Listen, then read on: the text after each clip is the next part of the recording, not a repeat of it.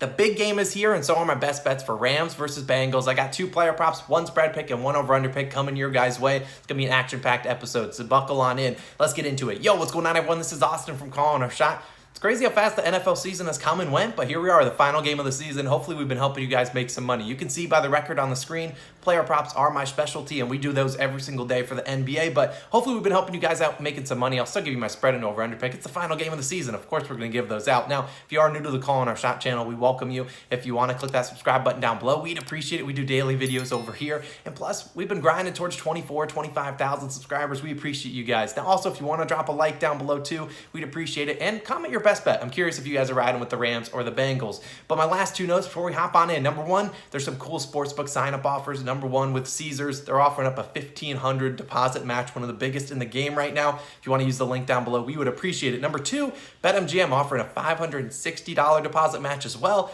Both linked down below. We also have a bunch of different links to FanDuel, DraftKings, all that stuff. We know a lot of new people are coming into the market, the sports betting market that is, with the Super Bowl coming. So definitely use the links down below. Share them with your friends. It really helps us over here at Calling Our Shot. Let's waste no more time, though. Let's hop into my favorite player prop of this game. Joe Mixon, under 60.5 rushing yards, minus 105 on FanDuel. Now, shout out to Joe Mixon, a great season. I think 16 touchdowns in the regular season. Been all right in the postseason, but I don't like taking an under here. I don't love rooting for an under, but I'm going to fade him in this one, primarily because of the matchup. Now, you have the Rams. They've allowed the 4th fewest rushing yards per attempt at just 3.9 yards per attempt all season long. They've said that's not good enough. Reduce that number to 3.1 yards per rushing attempt in the postseason. The lowest in the NFL on the whole season was 3.7. So being a pull, 0.6 yards lower than that, and that can be summarized by looking at the NFC Championship game. You saw the Rams who were playing the 49ers, a team that had just exposed them all season long running against them. Yeah, no, Deebo Samuel, 7 carries, 26 yards. Elijah Mitchell, 11 carries for 20 yards. A complete domination in the trenches. I think that's going to be the same case today. Now we know the Bengals offensive line has its questions, has its concerns, and maybe they play a little bit more motivated after they've been getting really scrutinized in the media for the past 2 weeks. And maybe they play better, but still, this postseason, the closest guy to get to this over was Leonard Fournette, who finished with 51 rushing yards. And that offensive line for the Bucs, although it was a little banged up, still much better than the Bengals offensive line. We've seen Mixon this postseason, 88, 54, and 48 rushing yards, going under in 2 of 3. He's gone under in 5 of his last 7 games, been averaging under 4 yards per carry in 6 of those 7 games. The only game he went over 4 yards a carry was against the Chiefs 2 weeks ago. You look dating back all the way to week 5, only 5 players have had 60 plus rushing yards versus the Rams. Those guys, Elijah Mitchell did it twice, Devontae Freeman, A.J. Dillon, and Kyler Murray. So really only, and he's a quarterback. So 4 running backs have hit this over against the Rams in the last 16 weeks. So I don't love the evidence for Mixon to get over this. I think he's going to go under. We're taking his under 60.5 rushing yards as one of my favorite player props. We'll have another one in a second. Let's move to an over-under play first, though. I'm taking the first half. I'm taking the under 24 points, minus 120 on FanDuel and BetMGM. It's also minus 130 on DraftKings. Now, a couple different books have different lines. Now, I just gave you a couple of them, but you see 23.5 is available on, I believe, on DraftKings or on a couple other books, but it's very juiced. Or you can see 24.5 on BetMGM, but minus 135. I'm just going to do 24. It could push, but I don't think it will. Now, the biggest game of the season, obviously, the Super Bowl. These teams might come out a little bit slow. They're going to have nerves. I mean, come on. They're playing in the biggest game of them all. They're going to come out a little bit nervous. I don't think they're going to be throwing the ball deep left and right. I think it's going to be more of a run-heavy commit to the beginning of the game. Now, we look at the Bengals defense. They couldn't stop Patrick Mahomes in the first half. They were scored, but then they bounced back in the second half, really limited that Chiefs offense. I think they know they got to play better today. Now, obviously, you know the Rams defense is legit. I already said that, all talking about Joe Mixon. And the Bengals have kind of struggled in the early halves of games this postseason. And look, Jamar Chase, I don't know if he gets double teamed or he maybe gets the Jalen Ramsey shadow, but either way, I think it'll be tough for them to move down the field. We know Joe Burrow led the league in passing yards per attempt. This is a Rams team that does not allow a lot of deep completions. They're going to make the Bengals go up and down the field in terms of dinking and dunking, long drives, and so I don't think it's necessarily going to happen. The Rams likely will be able to put up some points, but still, the Bengals defense and secondary is still very good. Zach Taylor, the Bengals head coach, was the QB coach the last time the Rams were in the Super Bowl, so him and Sean McVay have a similar experience. I bet you he helped out their defense with showing the defense exactly what Sean McVay likes to do.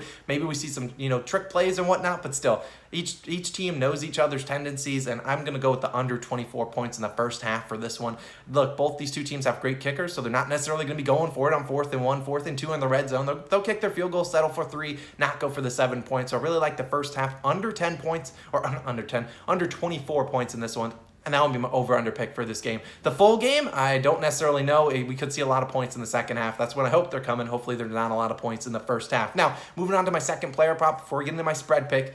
Taking Cam Akers. I'm taking his over 13.5 yards for his longest rush, minus 120 on BetMGM. So speaking of BetMGM, the sign-up bonus from earlier, you should definitely go to it's got the best line right now because DraftKings also has 13.5, but it's minus 125. Now, in order to hit this bet, Cam Akers, he could have one carry on the game. As long as it goes for 14 or more yards, it will cash, and that's all we're asking for today. Now, I talked about Akers on the podcast earlier this week. I posted every Wednesday. You go listen to that for more commentary on this game, but I think he has a pretty good game today. Now, I've seen people taking his under, and I understand. He's coming back from an Achilles injury. It's a miracle alone that he was able to return so soon, but in 3 postseason games, because the final game of the regular season didn't really play much, but in the 3 postseason games, been leading this backfield, and he's hit this over in 2 of those 3 games. The one miss was against the Buccaneers, one of the best rushing defenses in the league. Now, he did hit this with just barely on the hook. He had a 14-yard rush against the 49ers, another great rushing defense, but still, today's defense in the Bengals is not that. They are not that good. Their rushing defense, at least that being said. On the season, they allowed the 9th most yards per rushing attempt.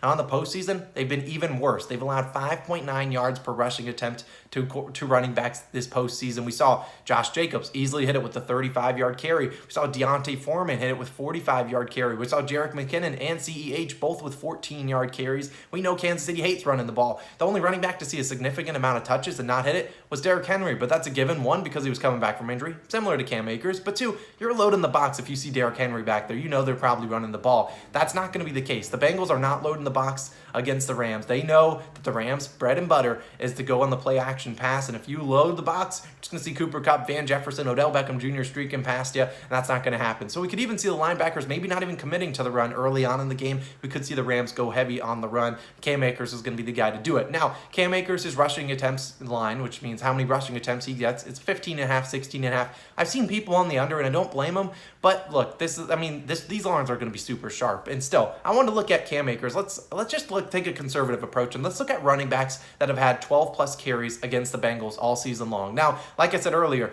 we have Cam Akers rushing attempts is 15.5 to 16.5. So just 12, asking for 12 carries, not asking for a lot. 17 running backs have had 12 plus carries against the Bengals this season, while 11 of them have hit this over. So pretty good record, 11-6 total towards the over, 3 of the 6 to go under.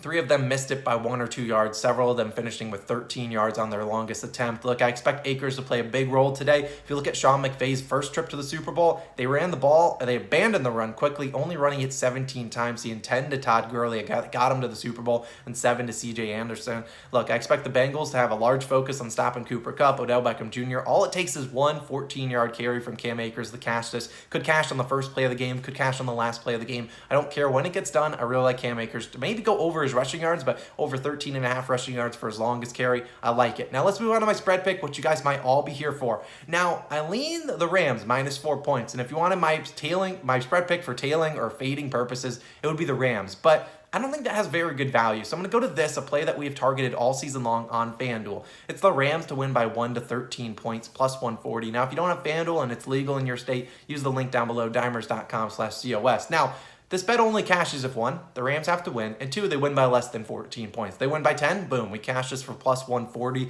Look, the sportsbooks are dialed in this late on the season and spreads and over-unders. Wouldn't surprise me if we see games end on the hook. And we've taken similar plays to this in the past because I really like this. Now, I don't see the Rams blowing out the Bengals. I don't see that happen. And the Bengals, Joe Burrow, the defense, they're too good to really get blown out by 3+ touchdowns, in my opinion. I think they'll keep this game close. And we look at the Rams this season, they're 15-5 overall. They won 12 games in the regular season, 3-0 in the postseason, 15-5 combined. Now, in those 15 games, only 4 of them were by 14 or more points, which would squash this bet. So we look at it, those games were against the Bears, the Giants, the Texans, and then the first round of the playoffs against the Cardinals. Now, I think the Bengals are a little bit better than all those teams, and look, we're getting plus 140 value on basically the Rams winning the game and just not being a blowout. This also has backdoor potential where you could see the Rams up by, 17 points, three possessions. Maybe we see the Bengals come down and just get a late touchdown to cover this and lose by 10 points. That would cash this. Now, in my head, I think about the bets that Vegas and the sportsbooks are seeing. They're going to see, in my opinion, a lot of Rams minus 4 bets and a lot of Bengals minus money line bets. I don't think they're going to see a ton of Bengals money playing Bengals plus 4. So in my opinion, the sweet spot for Vegas to make the most amount of money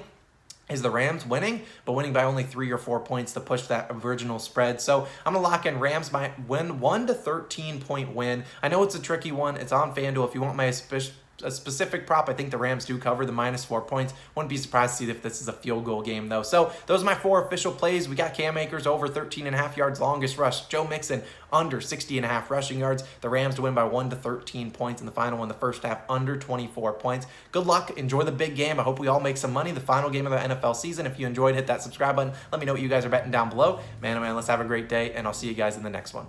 Peace.